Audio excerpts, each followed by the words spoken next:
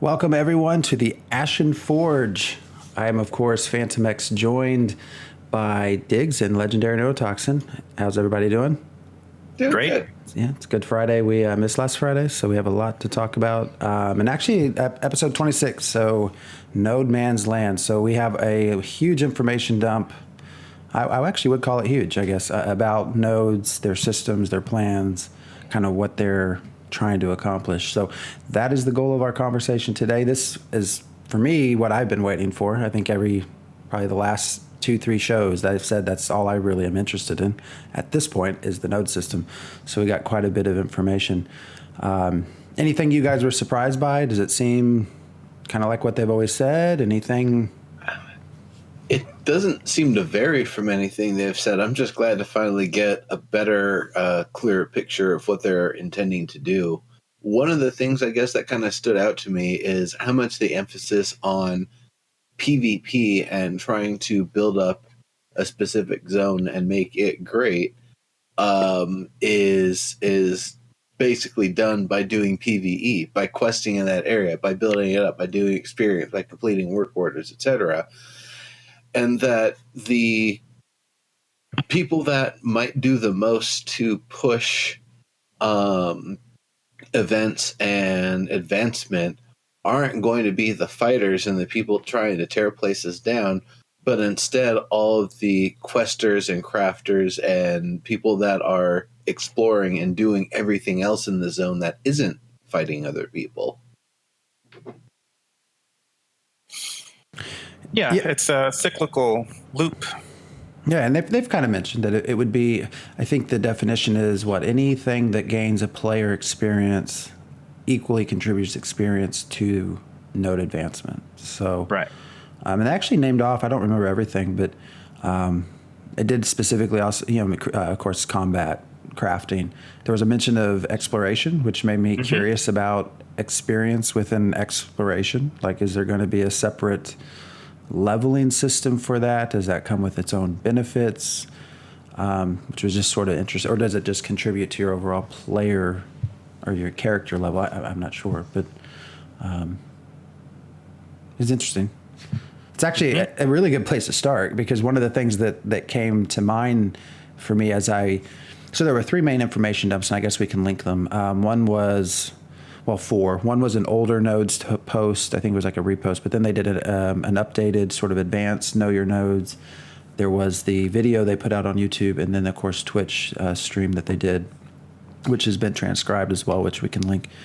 Kind of further, each time went into detail. But I guess what I'm getting at, a place to start was there was a specific question somehow pertaining to, and I don't remember how the question went, but it was asking about advancement of the nodes, and it was specific to combat.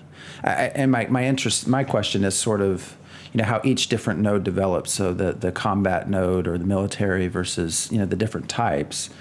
Conceivably, most people, when they enter the world, are going to be in combat of some sort, right? So we don't, I guess, necessarily know at what proportion each action contributes to the node experience. Like, does your combat... It's just experience. Well, but I guess is does your combat equally contribute to as your crafting would, as your exploration would? And my question for that is, it seems to me that the majority of players will be combat focused, right? I think historically, when you look at MMOs in general, the crafting community is probably smaller, dedicated crafters. So my point being is how do you ensure that you do actually get node variety, right? Because if majority of your players are combat, if they're going out and killing things in each area, are you going to have more of a focus on military nodes developing just because most of your players that's what they're doing? And I guess that's not clear to me, is how each one proportionally contributes to the experience of a node. It's the node type is static, so it doesn't matter what. Well, but it has to start somewhere, right? They say at level 0 it's not a type. At lelevel 1 it finally is. They're all a type. We just don't know what the type is until it hits level 1.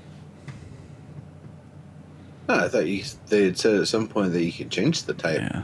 No, you cannot change the type. You can change the racial architecture, but you cannot change the type. Oh, okay. So there's 103. The map has 103 nodes, and I think that's between surface and underrealm. And then each one is static. So I think we would be able to determine where the types are if we have enough time and really work at it. We might be able to map out where the types are during alpha and beta. So we have an idea of where we want to go during Head Start, even though nodes are turned off. Node progression is turned off during Head Start, but we could head out to where we plan to go. Yeah, so it's just experience. Any experience will go towards the node, and that includes questing, that includes crafting, combat, exploration, everything. So I swear I read something different. Yeah, I'll keep talking. I'm reading. I see where you mentioned it. Yeah, it says at level 1 is when you find out what type it is. But I read something else. I'm trying to find it real quick. So go ahead. Yeah. Well, I'll say so. March was designated as Nodes Month. And this is the first month that we've had Margaret, our community marketing lead, and Toast, our community manager, focusing on getting us a regular stream of content.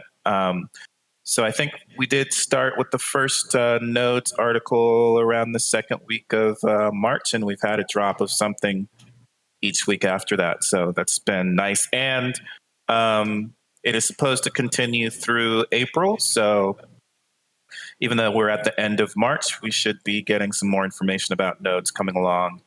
We still don't know when Nodes 3, demo video that was due 2 years ago, is going to come out. But it was nice to get the dev diary today. And I remember now what I was confused about. It wasn't the idea of changing one node from one type to another. Is the idea that if you wanted to change from one node type to another, you'd basically have to knock your 6 down to a 5 and then have the next closest 5 that you want upgrade up to a 6, which sounds like a real hell of a challenge, because I'm sure there's a lot of interest invested in keeping that 6 a 6, and it really would require a kingdom shifting war to actually change things, rather than something that you would internally be like, okay, do we want to democratically vote to change this one to that one? Or, would the system even allow for something like that, I wonder? Well, it's a delicate thing, and it's going to delicate and complicated, and it's going to be fun to watch how it turns out. So actually, no, I realize what it would be is that if you've got like one here that's a 6 and one here that's a 5, it wouldn't be a matter of trying to just degrade the 6 to a 5 immediately. It'd be probably degrading all of the area around the 6 so the vassals weaken, and that you're trying to basically atrophy it down to a 5. That even while it's still being used actively, it's not active enough because the areas surrounding it, all of the vassals are too weak and don't support it enough anymore. I could see that being how it works. And then, I could see politics and other sorts of machinations being used to help cut off resources to those areas and supply them more to the areas where you want to upgrade it. Well, and Woodchip is saying that you can't knock it down to a 5. You can't knock down the 6 to a 5, but you could potentially have some friends siege it for you. And sieging might be faster. That would knock it down to level 0 if they win the siege. So, but is it really? Because I imagine a siege isn't like, hey, we've got an army, we're just going to walk it straight up to your door. I imagine all of the 5s and the 4s and the 3s and the 2s you'd have to conquer. You'd have to get your warpath through and make a supply line. You're not just going to show up with catapults. You'd be stopped before you get there.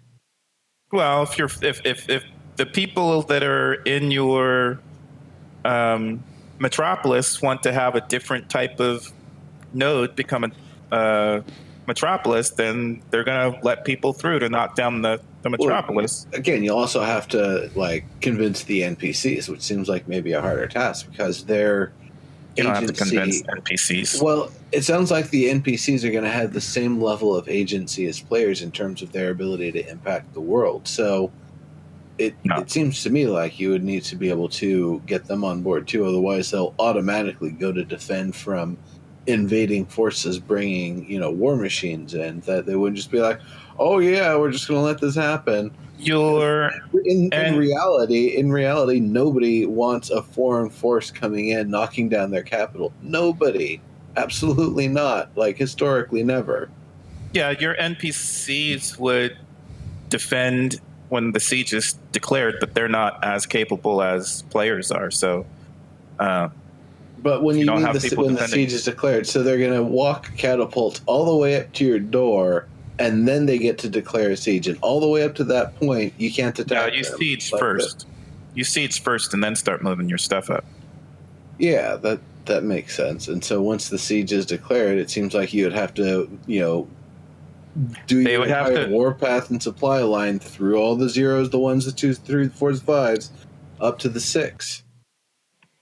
Or probably up to the fours and then the adjacent sixes. One, I don't think that's the case. But two, if it's just NPCs, then you don't have much to worry about anyway, because the NPCs aren't as robust as the players are.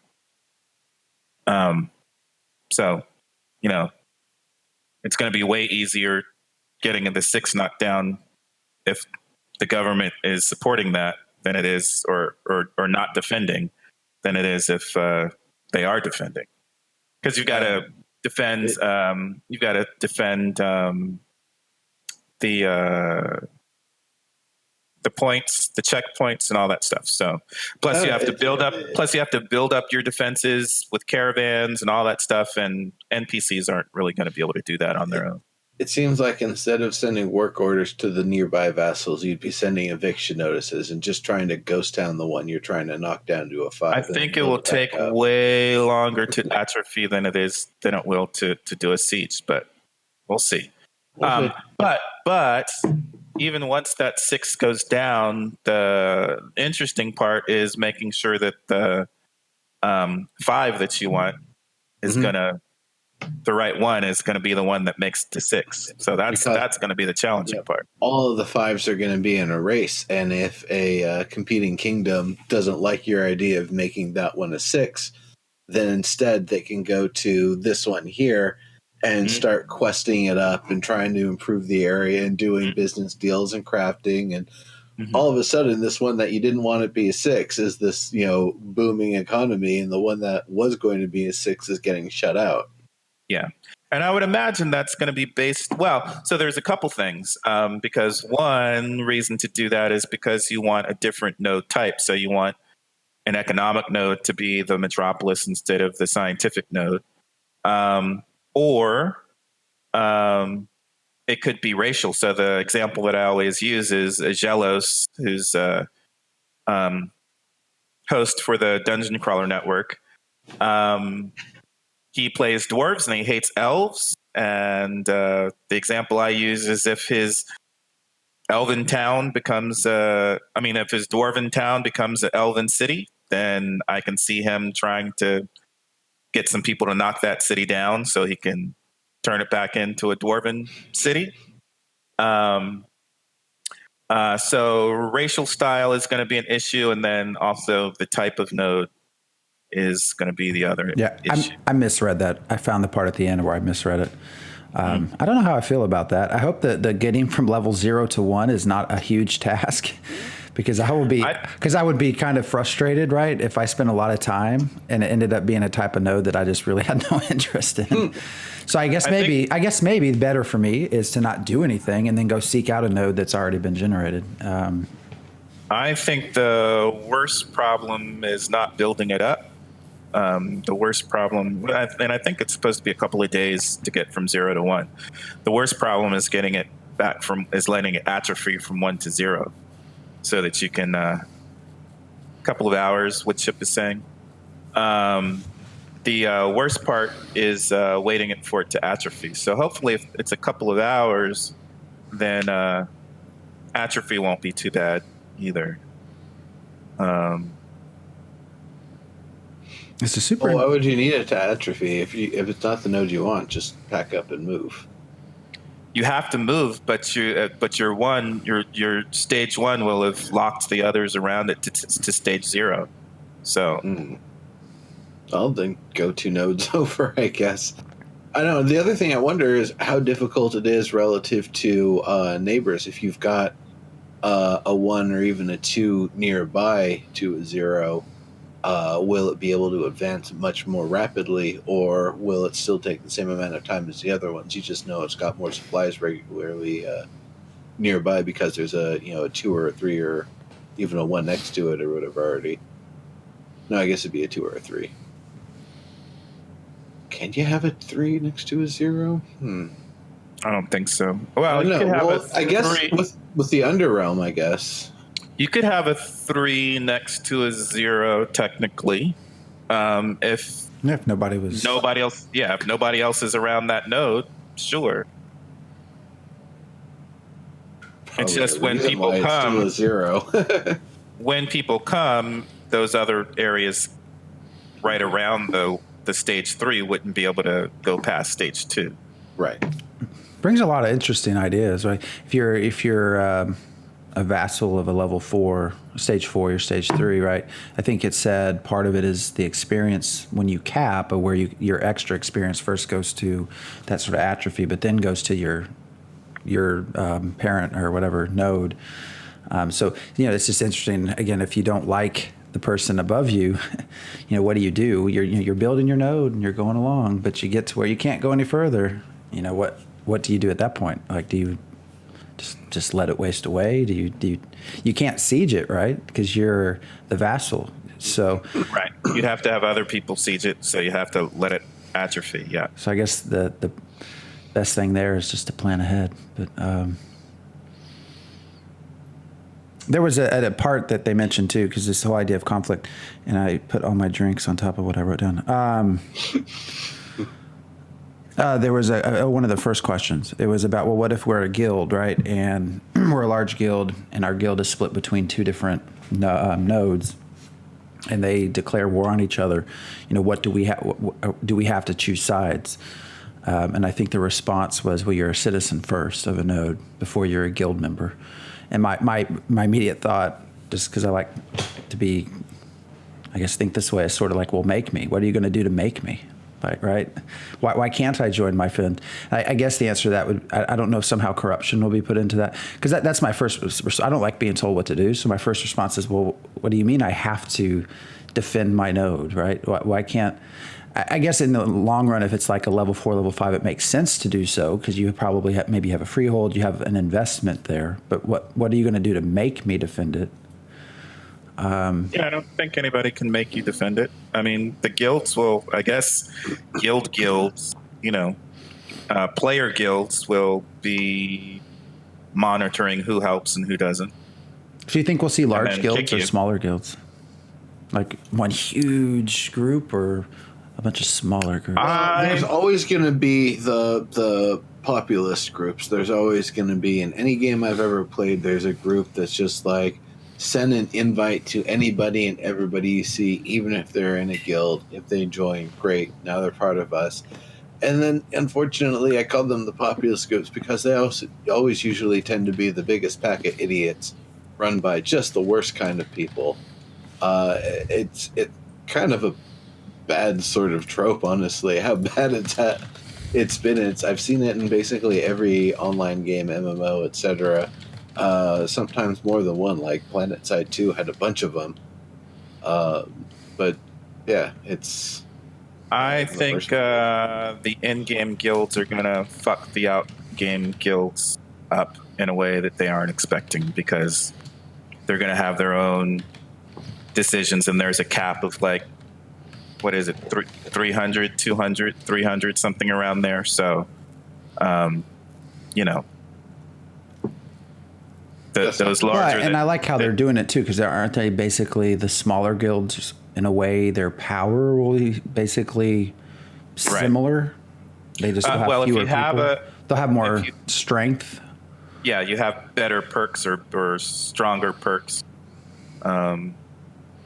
So those who, and then, there's going to be stuff about the castles are also going to mess people up because only the guild that that gets the relic is going to be in control of the castle. And so if you have a large guild of 1,000 people, but in game you cap out at 300, and you're going to want a chance for your in-game guild to get some of that castle love, that's going to cause some conflict. So I wonder if 300 is just a soft sort of thing. They're actually going to increase that over time or make that part of like guild levels.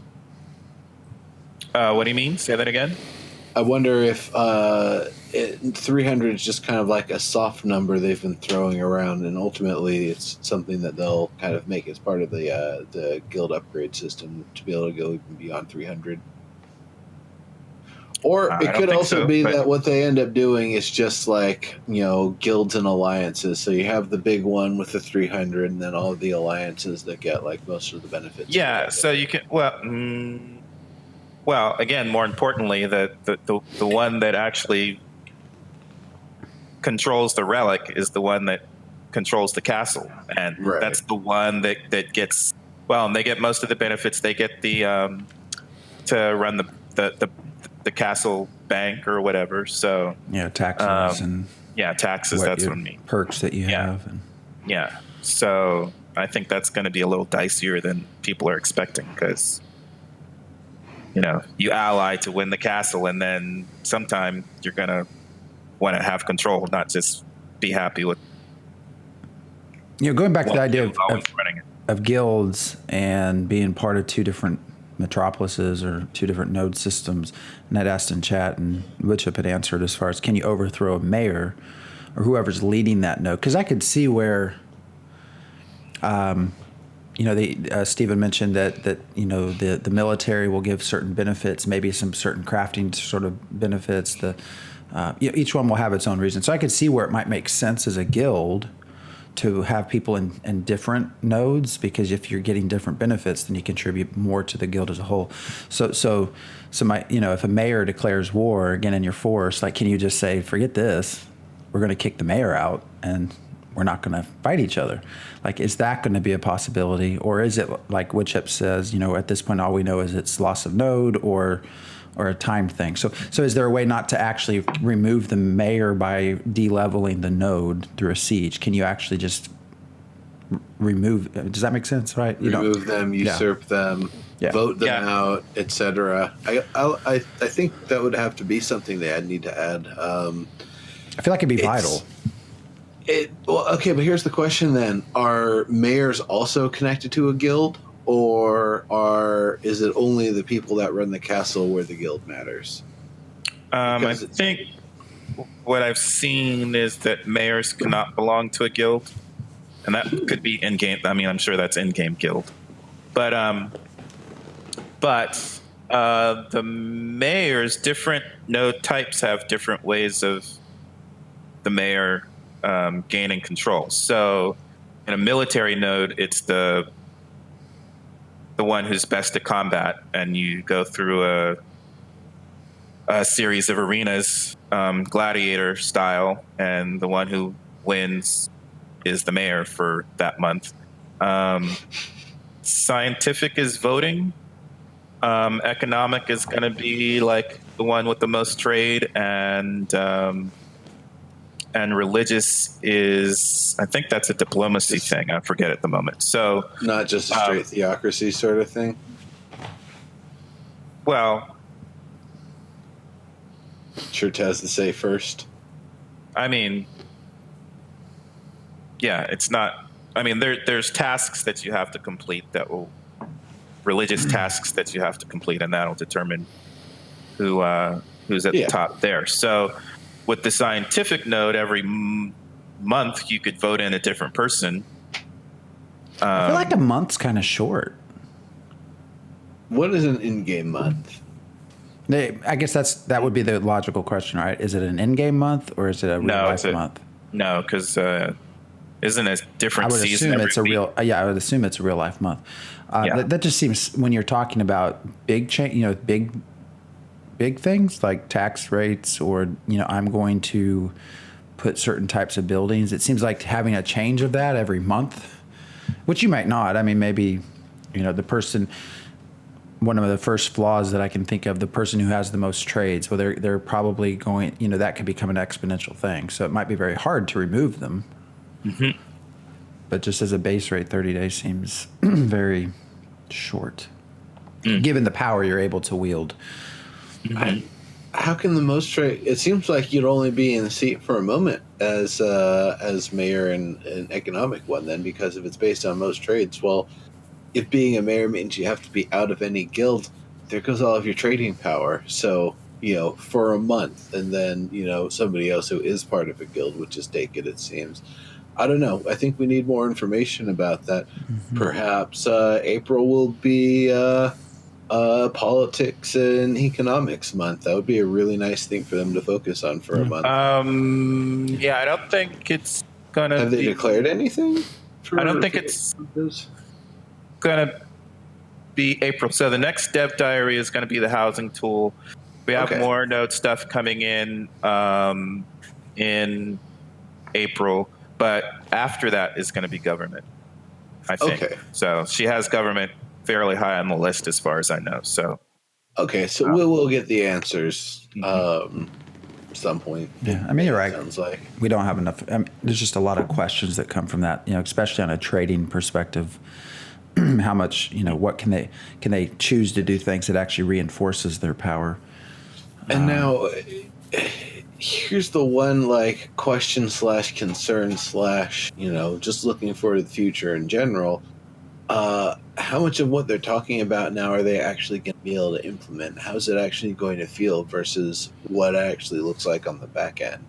That's one of the big things that I worry about, is that whatever they end up coming up with, it needs to feel fun. It needs to feel good. It needs to feel fair, and like everything actually works based on a system that's understandable given enough time and effort.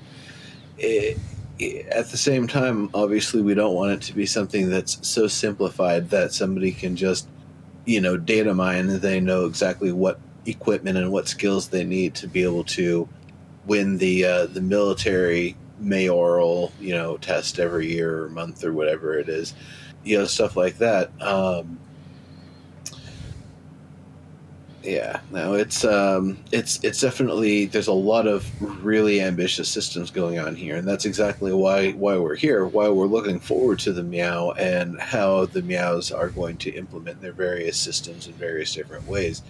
But it's one of those things where all the stuff that's being presented now, I'm really hoping that it is actually part of what the whole of the game is going to have, what the actual system is going to be, and that we aren't seeing things that are still on the fence and aren't fully confirmed and aren't fully tested and may not make it in the end. That's because all of the stuff, if it is actually going to go in as they've talked about, as this is how it's going to be implemented, that's great. And I think it will help us really be able to get a better handle on the system a little bit quicker. But at the same time, it's something where it is going to take time and effort and reps to learn how to optimize all of these things, leadership, and how to get in the different positions of power, and how to manage all of the different nodes, and building them up and atrophy and all of that sort of stuff. So it's really going to be a kind of a fun and interesting sort of process going forward here. I'll say something that I've seen Steven say more that I feel like he didn't used to, and I don't know if this is a part of Maggie being involved. There was a question about crusades or some sort of comparison to the religion aspect, and could you have crusades? And his response was, we want to do that. It will not be in the initial, that would be an expansion. Which he doesn't typically, in the past at least, he didn't really used to say that. It was always more of a yes, yes, yes, we want to do that. I feel like maybe somebody has said, look, now, you have to start delineating what is possible now. and what you want to do that will come later down the road. Because I just noticed that, you know, he started saying that a little bit more where, well, that won't be there initially, but yes, we want to do that later, which is better than yes. Yeah, I definitely appreciate, you know, saying it's possible, but we haven't committed to everything, instead of saying, yes, this is guaranteed, or just plain old yes and not having anything beyond that.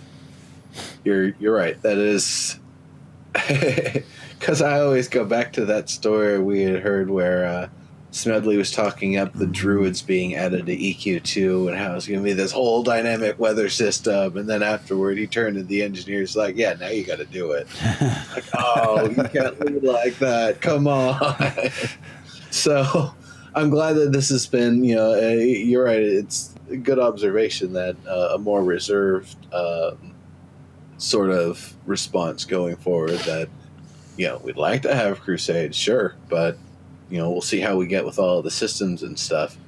And, you know, that's a good answer. I feel like religion is, it's two things. It's just the not just the actual systems involved with that, on top of guilds, on top of citizenship, on top of all these other allegiances.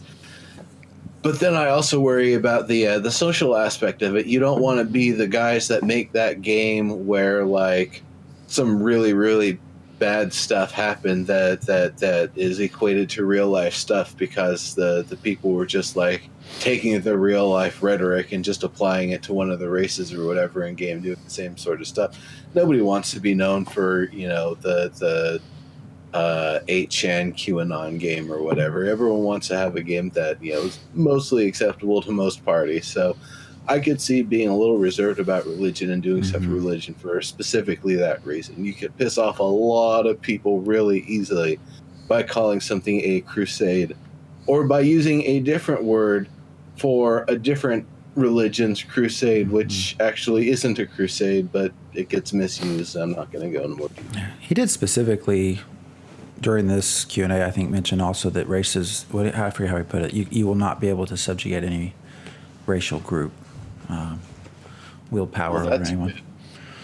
That's much better than the other game where half of the chat conversation when we had the developer on was about being able to have one of the little cute spritey races as slaves. And it's like, why are you guys talking about this? What the hell is going on here?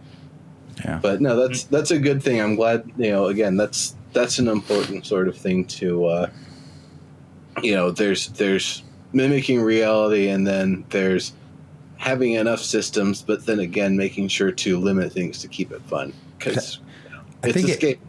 We don't want to do the same. I think stuff it was in the context. I think there was a question about minor races or things that you would find out kind of outside of the, and that's, I think it's somewhere in there. I think he just mentioned that you won't be able to, you know, bend them to your will. But you know, the tech part. The one thing I think we learned, I think this is where we learned it. I don't remember it ever being talked about before as far as how they're going to do nodes, was the idea of procedural generation of the actual towns, which makes sense. Adds a lot of extra questions to it. Well, they do qualify that a little bit. They say, yes, the building placement is going to be procedural. However, there will be lots where you'll be able to have more free placement. Right. So it won't be completely locked down. And I'm wondering if it'll be like, you know, buildings necessarily being zoned or not for different things. Like, is that building there specifically going to be a restaurant, or can it be, say, a blacksmith shop or just a residence or something? Yeah, and because I guess I haven't talked about it for a while. A game that I used to bring up here was Novus Inceptio, which was... it's actually stalled at this point, but at the time was a sort of single-player RPG that was planned to be a MMO, but it was entirely procedural generation of the world and everything within it, and it was done by one person. So I mean, it's certainly possible. But like you said, that was my first question, and that was answered in the Q&A. Was sort of, okay, well then, if it's proceed, because you this is the other thing I like about their videos and how they're doing it. One is getting to actually meet the people that are not necessarily, you know, it's not Steven, it's someone else that's creating this game. That's kind of cool. But that they're actually showing in game as footage from within the client itself, instead of like some others that would just show demos and make you want to believe that they're actual gameplay. That's cool, but it was hard to tell. But when he was sort of running when he was flipping the screen, right, showing you the randomization, I mean, there was there's some differences. Now, one thing I noticed was like the overall scheme was generally the same, right? Like when you would flip from, I think there was one scene that was sort of under a trellis or a bridge or something. It looked more, I don't know what it was, Elvish, but wagons would change, tents would change. Now the big things would sort of stay the same.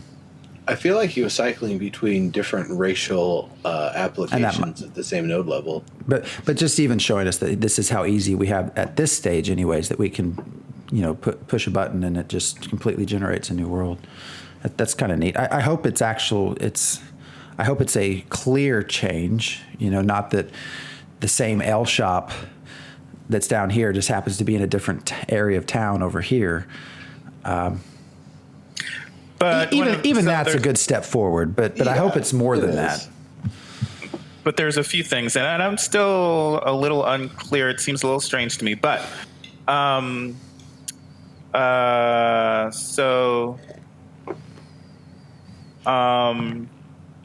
one of the things that I was not aware of, I was going to say one of the things that's going to make each place different is the fact that the governments get to choose some buildings, or a library here, or a library, or a bank, or a whatever. So some of that's going to make them different. The surprising thing for me was that Maggie was saying that once the node once it delevels down to 0, when it builds back up, it won't have the same layout again. That makes sense. So that's really well, that's bizarre to me, because I think you would, that what's town.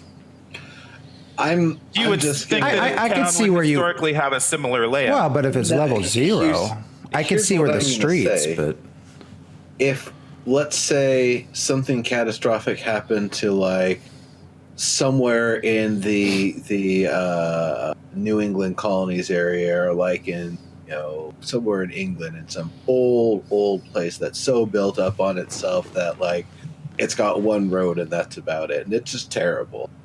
Would you come back there and rebuild it exactly as it was, or would you rebuild it using modern tech and sensibility and understanding of, how wide you need it for carts to go in both directions and people to be able to walk around and be able to build up the infrastructure? So that's the sort of thing that I would imagine is going to happen. Is why it's different is potentially not just what race is building it up and how that applies to things, but also as technology improves, you simply have better sensibility of how to build a level 1 node, a level 2 node, and that in the process, you'll just be using that level's or that world's kind of tech level of construction to plan the place out and do it differently.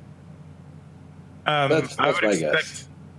I mean, that might be true of an encampment, maybe a village, but once you have something that's been a town or a city, and especially a metropolis, I would expect roads to pretty much stay in place. Like the basic layout of the area is probably going to stay in place. No, again, like degradation all the way down to level 0, that basically sounds like wilderness has overtaken the area again. It is ruined. It's trees and ruins now.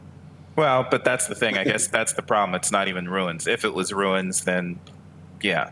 But I guess if it's stage 0, then it's not ruins. Well, I mean, alternatively, you have all the factories in Detroit, which, again, they're just plowing them down as fast as they can to rebuild with better infrastructure. So why do you think they decided to make the change from a level 6? Initially it was, well, you de-level to 5. Why do you think they made the change to now we're just going to make you go all the way back down to 0 if you lose a siege? That seems fairly drastic. It also seems like it would be more rewarding. Well, maybe not. I guess if the people coming into siege wanted a different type of node, they would probably want to be able to change it, which would require starting over. Yeah. Maybe I just answered different. my own question. I don't If know. it's a different type of node, it would have to be in a different location anyway. So you wouldn't want that place to be a 6 anymore, anyhow, or a 5 even. That's true. So it makes sense. Now going all the way down to 0, that seems a little odd. It seems like there should, unless a siege literally means like you are leveling this place, or once you have done whatever it takes to have completed a siege, the place just explodes with a giant, nuclear blast, and then you're, left with just the ashes afterward, or whatever. That just does not make doesn't make sense. And that's sort of my question on the other side of that. So not just the destruction, but the construction. So when they're going through this procedural generation, when you magically hit level 3, level 4, like what is visually presented to you? Is it, poof, there's a brand new town? Or is it planned procedurally, but maybe it's presented visually as some things are completed and you need to continue to gain experience to complete construction of the whole thing? Same as destruction, right? So after you win a siege, does it just poof and go away? Does it start to, what is visually being shown? I like the idea that it's not ever strongly implied and represented. Maybe there's a progress bar you can check somewhere, but that it's a certain number of buildings and inhabitants and activity that's going on. So it's something where you don't see it poof from 2 to 3. It's that sometime when 2 had more structures built up and more activity increased and a little bit more stuff was going on, all of a sudden you check back and it's like, oh hey, it's 3 now. That's amazing.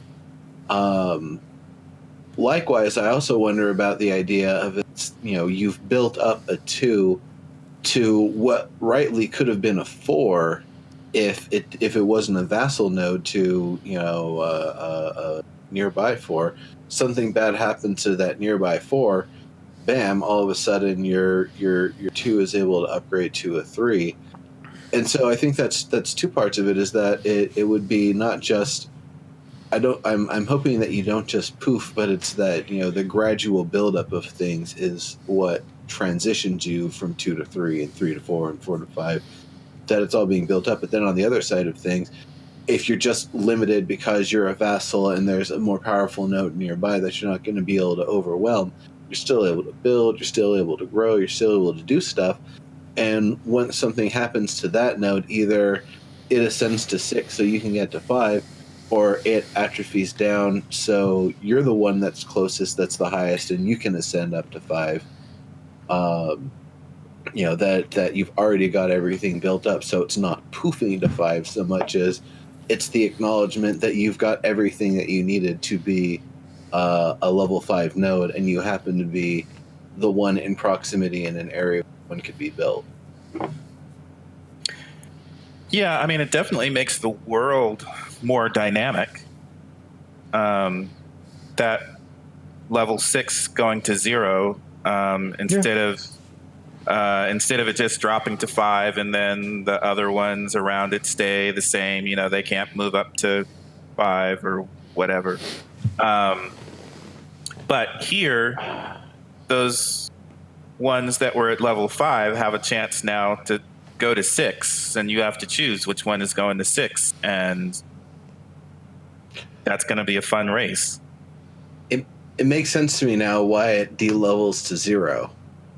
Because at the moment the siege is completed, nobody owns property, there's no residents, there's no inhabitant, nobody's completing quests, nobody's doing trade. So everything is just reset, and as such, the only thing it can do is atrophy to 0.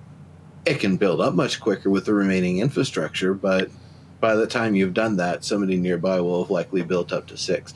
So that actually does make sense to me why after a siege it de-levels, because if it's just hitting the reset button it's and destroyed to 0, it's destroyed, not to levels. Yeah.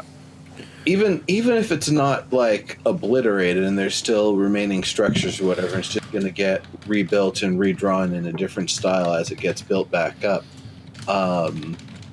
it's still, you don't have, nobody's legally an inhabitant, nobody's legally trades or quests in the name of that spot anymore at that moment. So it itself has basically just been de-leveled in the change of hands. It seems, maybe it doesn't matter. It seems like the people that are being sieged now because of this change have like a bigger risk associated than the people that are sieging. Right. You're going to lose literally everything if you lose. Now the other side, what do they lose? Nothing. They lose all the resources, supply line building up there. I don't know is there corruption if you fail a siege, then you've just created a bunch of destruction and havoc for nothing. Like that could be. I feel like if the risks are so high for one side, there should be equally some. Like you want to make sure you're prepared. Yeah. Not just that I might lose a few bushels of hay for starting a fire. Like, what's the risk of declaring a siege and not winning? Yeah. But again, that's why I feel like a siege isn't something that's just pull up all of your war machines and then in the next hour we'll know who's the new leader of this place. I feel like it's something that's an extended campaign that's going to happen over days, weeks, potentially even months, that it requires you to fight your way through the nodes and establish a supply line to get your way up there. And so, it won't just like the risk of losing a node when they're at your gates. Sure, they're going to lose all the supplies and everything it took to get there, and if they failed, you can drive them out. But at the same time, the fact that they even got that far meant they've already done so much damage to your infrastructure and your claim in that area that you've already lost a lot, even them just being up to your gates with their war machines to begin with. So I again, that goes back to the idea that I don't believe a siege is just going to be like a one-shot deal, but it's going to be something that's a long and drawn-out sort of thing. And so, yes, there is high risk. You'll lose your castle if the siege succeeds, but that's why you're supposed to be able to quell it and not let it happen, and that's why you wouldn't want it to happen.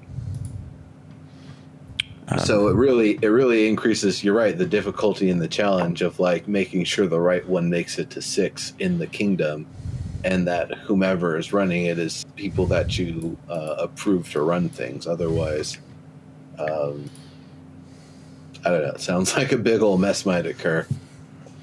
And there's Woodchip and Diggs are talking about freeholds, because I had mentioned that I would probably be in a freehold. In the article there it said roughly 2 hours. So if you lose a siege for about 2 hours, your freehold could be destroyed, which I guess is what provides the incentive for everyone on freeholds, not within the walls of the castle, to actually defend the castle. That you could lose everything. Either that or make deals with the guys on the other side, so when they knock the place down, they leave your stuff intact. Yeah. I guess it doesn't necessarily say everything. What was the wording? You get your blueprints sent to you in the mail so you can rebuild what you had, and then material loss. It doesn't say if you lose all of your material. It doesn't specify, but there's a 2-hour window where you can, which actually seems kind of short, to be honest. But if there's a big successful siege, 2 hours. I mean, what's if you have, how many freeholds? Have they said how many freeholds each? We don't know. I mean, each player can only have one freehold. Yeah, but they've not said how many freeholds per zone of influence or anything like that, right? Right. So if there's hundreds of freeholds, so then the question, right, is, well, how easy is it to destroy them? Because if it's not necessarily that easy, you got 2 hours. I assume probably at least 30 minutes of that's going to be people shouting over Discord or something about how they just won the siege. Probably another 30 minutes exploring whatever is left to explore within that castle. Like, can they go loot? What can they do before it disappears? So 2 hours actually seems fairly short to be able to go and destroy all the freeholds. And maybe that's by design, because I guess conceivably most freeholds will probably be run by people who are not interested in PvP. So you're probably not going to want to turn them off, who've spent a year building a freehold, and in 2 hours, 2 hours after a siege, they've lost all their time spent, because that would probably be immediate rage quits. But Yeah. it just seems short. I could say if I went through hours long siege and I won, my first immediate thought would probably not be, okay, now let's go after the freeholds. So, Well, and then you have to figure out which one you want, and then make it over there, and then where they're at, How many because the can worlds are very big. Well, I feel like anybody who's doing a siege on a castle who hasn't spent the time and resources to get scouts in there to know what you want and who's got what, so you know where to go for your spoils and stuff after, hasn't done their due diligence. And if you've got the time and resources to do a siege, you probably have the time and resources for buys. I would imagine you'll already know before you go in what you want to keep, what you want to destroy, what areas, what angles of attack are appropriate based on what you want to try to preserve and want to try to knock down as quickly as possible. So to that extent, I imagine the looting period and the destruction period will be a very coordinated effort if everything else has been done in an organized way. If not, if it's just a bunch of raiders that wanted to knock down this kingdom and they don't actually have much organization or a very specific leader, then it's going to be a free-for-all afterward, and I'm sure that would be fun to watch too. Well, I'm just saying, even so, how many freeholds can you get to? Is what I'm saying. You have to figure out which ones you want. You have to get to them, and then how many are possible to take down in 2 hours. I assume they wouldn't be too difficult to destroy. There'd be no defensive. Well, I mean, there might be players. There are players and NPC defenses. Well, but they're not going to be. I mean, if you just had a horde destroy a castle, I doubt most freeholds will have enough to resist that. But well, you've got players who are going to still want the freehold, so it's not going to kill the players. I hope we can make signs, because I would just put up a sign that says, "I have shit you need. don't destroy it. I will provide for you." Yeah. Or like Woodchip, once the siege is declared, I'll just get up and move somewhere else. Right. But, so you've got all those people who are defending the node are going to have just like, well, it's more likely that people are going to know which freeholds they want to defend after the siege is lost.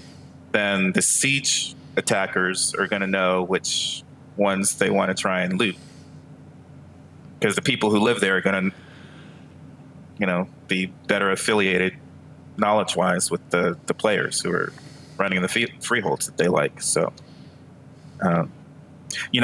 you might have to go run and find a less defended freehold, because that's easier to loot. So we'll have to see. Interesting stuff. The other thing I thought was kind of interesting is there was a question. I love the questions that are asked that, what if your game fails? It wasn't put that way, but what if you have to do a server merge, which is essentially saying, what if you don't? Oh, yeah, that's right. I did read that one. And that one's, they had the two contingencies, and both of them to me were like, no, got to do a server merge. That means you made way too many servers initially. You didn't market your game enough. Because server merge. No, they've got to find ways to do like population initiatives and stuff. I'm sure they can find a way. That was the fourth question asked. I mean, that's I just go back to, okay, it's a subscription game. Great. Give everybody 4 buddy codes that they can play with, so long as you're logged into the game or like some contingency or limitation. And if any one of them is caught cheating, all the other buddy codes just get blanked. So you can't use it as a way to let your cheater buddies in. But so long as they're, abiding by the rules of the code of conduct or whatever and participating in the game, sure, you pay your subscription and you get to dictate which of your 4 buddies get to play along with you or whatever. That's that would definitely be an interesting way for them to try to approach it. It's actually something I've thought about for, gosh, how old is WoW? It's about as long as I figured that one out. Many years. 14 years, 14 years. 15. Because that's about when I came up with that idea. Because they had their two scenarios, as they put it. One would be one server is sort of the dominant server and the other merges into it. So I guess in that scenario, all of the nodes stay unchanged. You're just basically moving players into an existing players world. and their resources. And then the other was we merged into a brand new world. All nodes are level 0, and you basically start over. You keep your character specific progression and gear.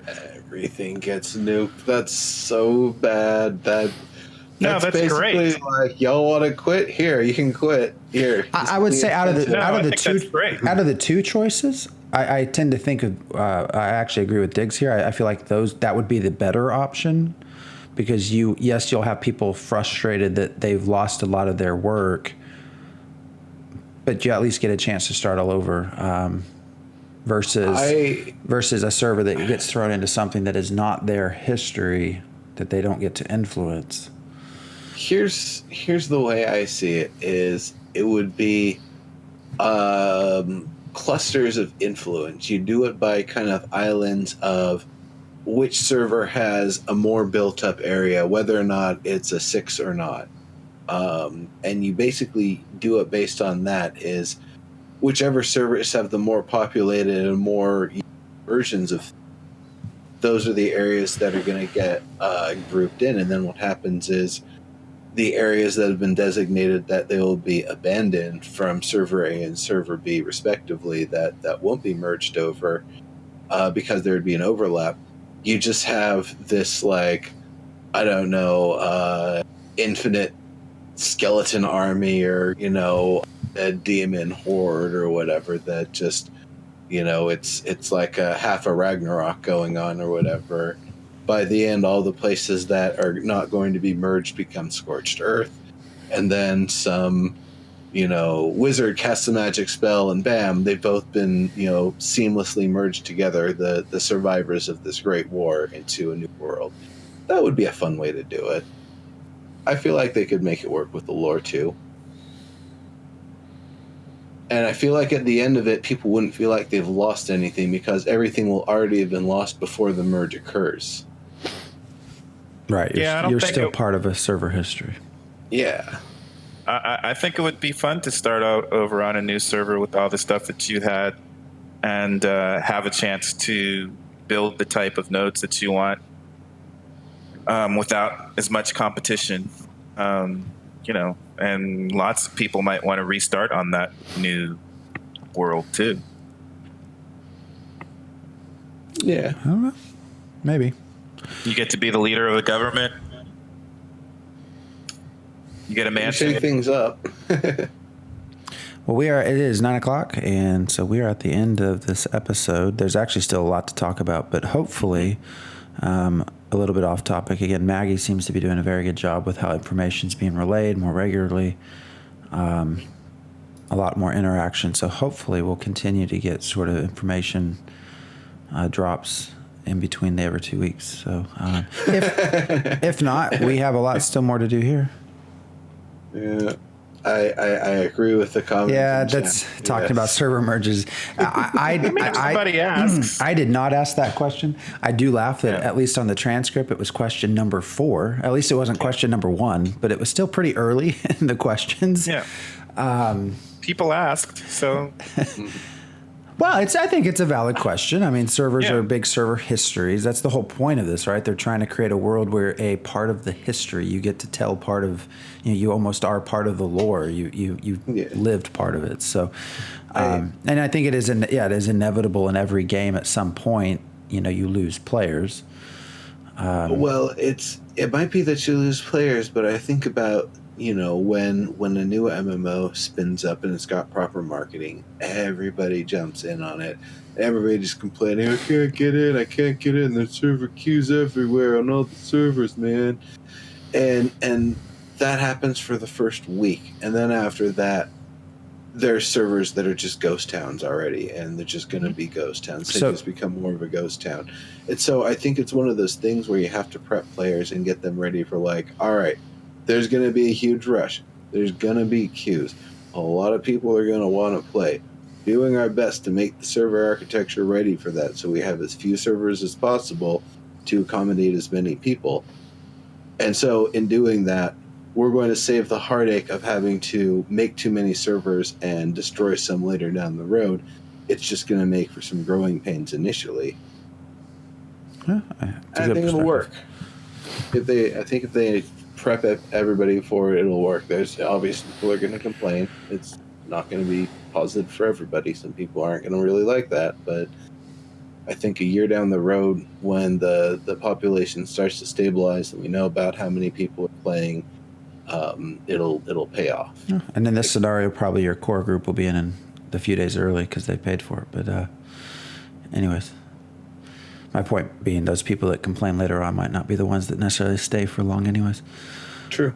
All right. Well, we are at the end. So we will be back in 2 weeks, hopefully with a whole lot more information. Like I said, hopefully new information. If not, actually, how often are they doing did they say? Because housing's next. So about every 2 weeks, we're going to see more stuff. And then every month, we're going to see the big drops of stuff. So probably by the time we're doing our next show, we'll have gotten more information. If not, there's still quite a bit within nodes we can kind of go at. Yep. So next week, we will be back with our COE show. And otherwise, y'all have a good weekend. We will see you in a week. Enjoy. See you later.